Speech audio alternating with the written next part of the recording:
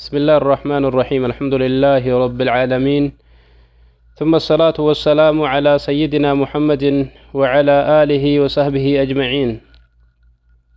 أحييكم بتحية الإسلام، وهي تحية أهل الجنة في الجنة، وها هي سلام الله عليكم ورحمته وبركاته.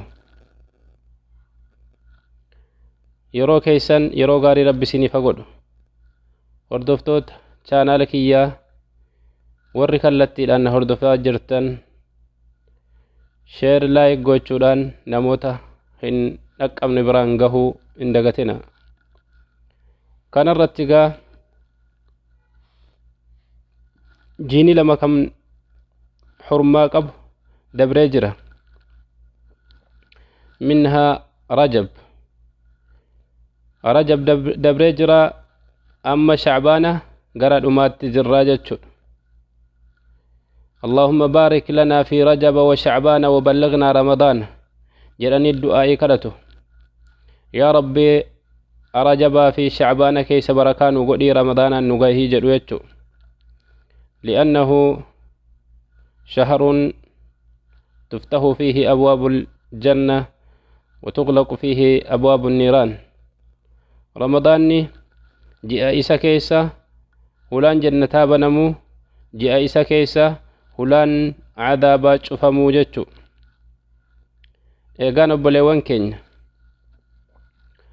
rasuulli gizee mawcida godhu qad jaa'akum shahrun caziim waqad adalla calaykum shahrun caziim, jiini guddaan isinitti dhufee jira, jiini kabajaa isinitti dhufee jira jedheeti mawcidaa gorsa garaa garaadha sahaabota isaatiif kenna. sahaabonni رسول الله عليه أفضل الصلاة وآتم التسليم أكما كان والقرسو يجو إيغانو تس جيني بركة نتي قاد ديسيسيت نتي لها تجرى نما إسا كيس سوم مني سوم قلو تهي سوم مني ربي أفي برا وأرغت ورحمن كين ينوها تاسسو عمري كين اللي ربين اتنوها قوجتو. nama hedduudhatu bara dabre soommane ka barana sooma kana hin dhaqqabin hedduu isaaniitu jirani. kanaaf umriin kan kee ramadaana kana gahuunu min fadlillah tola rabbii guddaarraayi jechuu. rabbiin olaanu waahii soommanaa keessatti yookii waa'ii ji'a kanaa keessatti qur'aana isaa keessatti maal jedha: يا أيها الذين آمنوا كتب عليكم الصيام كما كتب على الذين من قبلكم لعلكم تتقون. يا أيها الذين آمنوا يا ورنت أمنتا أن تكتش جتنيت ربي تكتش جتني ورنت أمنتا كتب عليكم الصيام صوما إسنرت بري فمجرا كما كتب على الذين من قبلكم أكما ورا إسن درا يهودا في نصارى تبري فميجد لعلكم تتقون يجون أكغرت ربي صلاة تنيف. كناف واجبا جتشود صومني واجبا جتشود كناف غرته واجب ما إسا ولا له جرانتهم فكاتو غروغا إيغنا إسارتي تساهل لغراغرادا أرقموا ملا إلمنا مرة. أما سيس مال جدا التوفيت شهر رمضان الذي أنزل فيه القرآن هدى للناس وبينات من الهدى والفرقان فمن شهد منكم الشهر فليصمه ومن كان منكم مريضا أو على سفر فعدة من أيام أخر. سورة بقرة كيستي شهر رمضان الذي أنزل فيه القرآن جيني رمضان إسا كيس قرآن بوفمي جدا إسا كيس قرآن بوفمي. أنزل فيه القرآن جملة دان كان قد بوفمي جتشو هدى للناس إلمنا ما تفق جيلم وبينات من الهدى qajeelemu masanammoo adda baasa jechuudha qur'aanni. akkasitti waan akkanaa goote amanuun karaa qajeelumaati. Erga amantee maal akka gootu, maalirraa akka fagaattu, maal akka eeggattu kana marammoo qur'aana kanatu adda sii baasa jechuu. faman shahida minkum shahra, namni isinirraa baatii ramadaanaa kun isinitti dhufee jedhe falyasumhu hasoommanu baatii ramadaanaa kanaa jedha jechaadha rabbiin. namni osoo lubbuu qabuu, osoo dandeettii qabuu baatiin ramadaan isarra dhufee jedhe falyasumhu hasoommanu jechuu.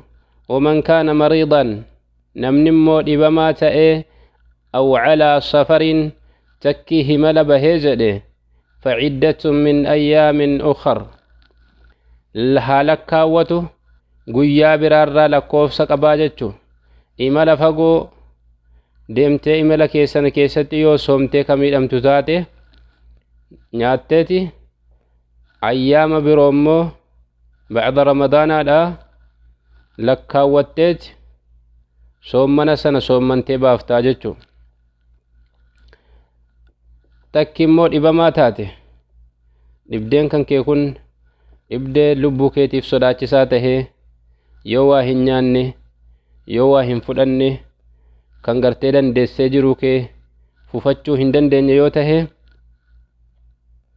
nyaatteet yeroo qaamti kee si danda'ee jedhe gartee kunooti ofirraa soommantee baaftaa jechuudha. rabbiin akkuma kanatti amrii gartee kunoo namaaf laaffise jechaadha.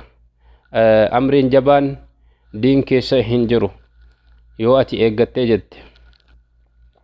egaa rabbiin suuraa baqaraa keessatti akka kanatti soommanni waajiba tahuu, soommanni rukni islimnaa keessaa tokko tahuu nuu hima jechuudha.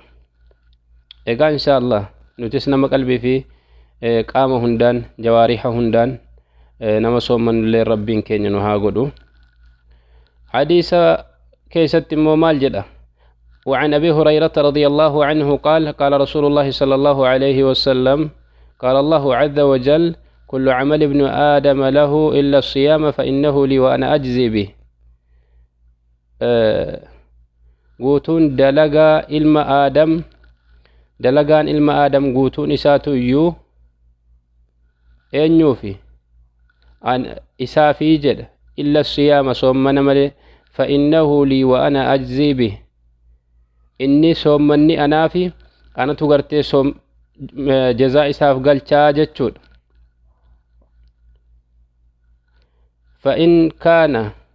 فإذا كان يوم صوم أحدكم يروته قيان صومنا تكو كيسنيدا فلا يرفث أكا قرتي كنوتي وان بدا الرفث الكلام الفاحش والسخب haasawa babbadaa, haasa gartee diin keessaa bahaa kan namni hin jaallanne waan akkanaa akka hin dubbanne jechuudha.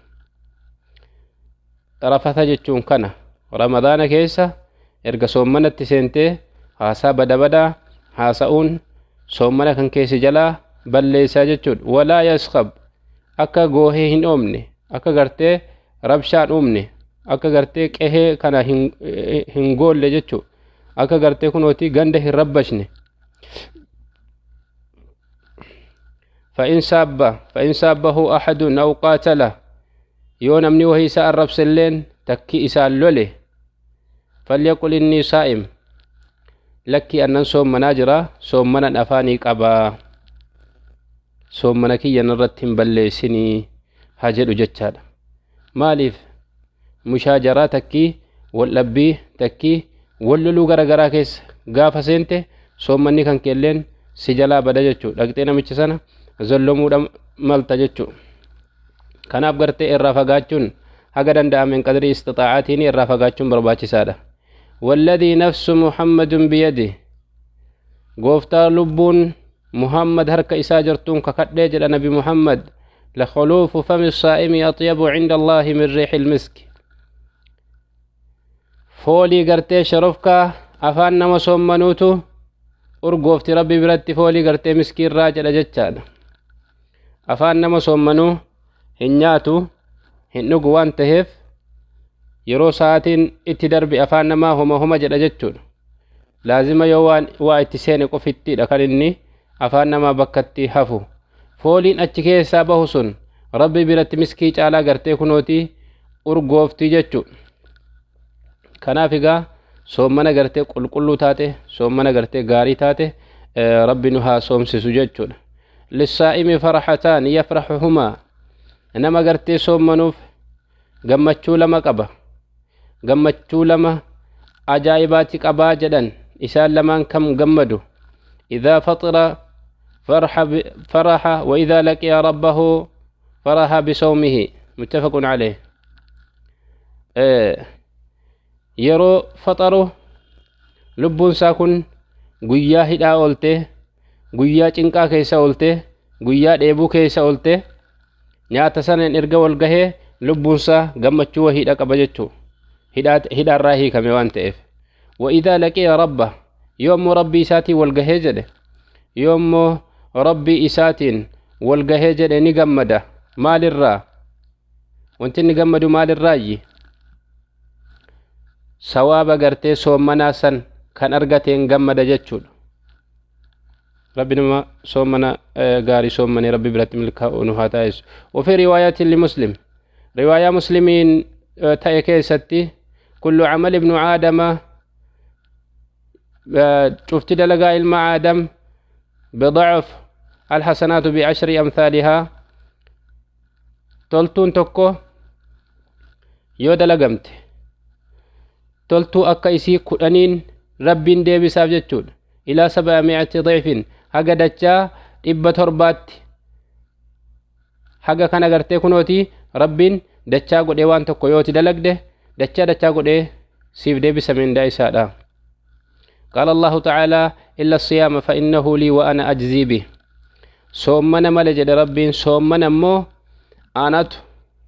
آناتو ترفسيسي إساف كنا أجري صومنا دا فإنه لي وأنا أجزي به إني أنا في أنا تقرت من دا إساف قلت يدعو شهوته أنا أبجدت فإننا لبو إساديسه وطعامه من أجلي nyaata isaaf naaf jecha dhiise achi dhokatee yoo nyaate isaaf rabbi malee namni isa argu hin jiru waa hisoomaa siif rabbi malee wanni si argu hin jiru salaata namaa waliin dhaqxee salaatuu malta kan ammoo eddee tokko gortee yoo nyaatte siif rabbi malee wanni si argu hin jiru jechuu. kanaaf naaf jecha of qabee naaf jecha dubbii irraa fagaatee naaf jecha soommana jedheet rabbi meendaa siif galchaa jechuu. lissaa'imi farxataani فرحة عند الفطر وفرحة عند لقاء ربه ولخلوف فمه أطيب عند الله من ريح المسك. روايات مغارات جبس روايان كن الليني أكا كان جتش. وعنه أن رسول الله صلى الله عليه وسلم اسم الرادم رسول ربي هنجلني من أنفق زوجين في سبيل الله نمني غسل مكنة جده karaa rabbii keessatti nuudiya ni waamama jechaadha min abwaabil janna hulaa jannataa irratti gartee waamamaa jedhan. yaa cabdullaahi yaa gabricha rabbii haadaa khayrun kun toltuudha faman kaana min ahli salaati duciya min baabi salaa namichaan gartee salaata heddummeessu hulaa gartee salaataa irratti gartee waamamaa jedhan guyyaa boriidha. waman kaana min ahli iljihaadi namni immoo gartee karaa diin rabbii keessatti qabsaa'uudhaan beekamu gartee hulaa jihaadaa jedhamee barreeffame irratti yaamamaa jedhan. waman kaana gartee min ahli siyaami namni gartee hulaa siyaamaa soommana baay'isu duciya min baabi rayyaan hulaa gartee dheebuu baaftuu rayyaan kan jedhamu dheebuu baaftuu jechuu nama dheebote dheebuu kan baaftu hulaa akkasirratti balbala akkasirratti waamamaa jedhan. waman kaana min ahli sadaqa namni gartee صدقة بايسو دعية من باب الصدقة هلا غرتي صدقة هلا غرتي كنوتي كننا رتوا ما جدن.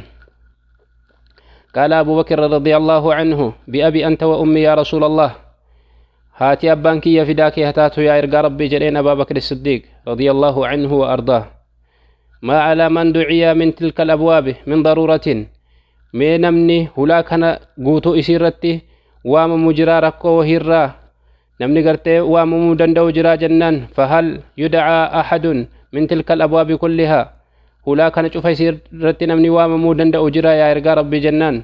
قال نعم أيا نقال نجراج الرسول عليه أفضل الصلاة وأتم التسليم وأرجو أن تكون منهم نين كجيلة أتين كن يا أبا بكر غرتي كنوتي نموت غرتي هلا كان قوتو إسي بابا صلاة بابا صدقة بابا غرتي سياما كان مررت بابا جهادا كان رتي نما غرتي كنوتي واممو تهو كان كي غرتي شكي هنك أبو جدي الرسول عليه أفضل الصلاة وأتم التسليم لقى إن شاء الله هندك نايو نما غرتي هلا كانان واممو لين ربين كين نهاغدو.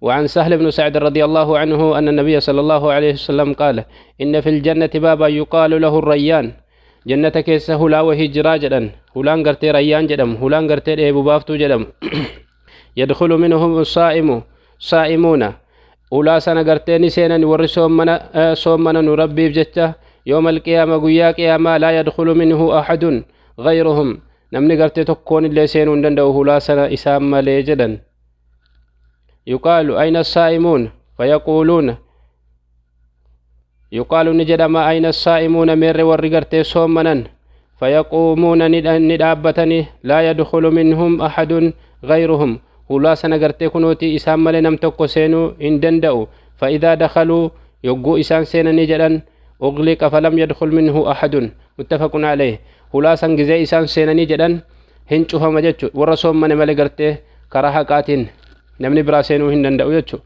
Egaa obboleewwan keenya hordoftoota nafaana jirtanii na hordofaa jiraattan hunda keenyaayyuu anaaf isinis nama hulaa dheebu baaftu baaba rayyaaniin seenuu rabbi nu haa godhu. Baarakallahu fiikum فإن صوابا فمن الله وإن خطأت فمن نفسي والشيطان وصلى اللهم وسلم على سيدنا محمد وعلى آله وصحبه أجمعين والسلام عليكم ورحمة الله وبركاته.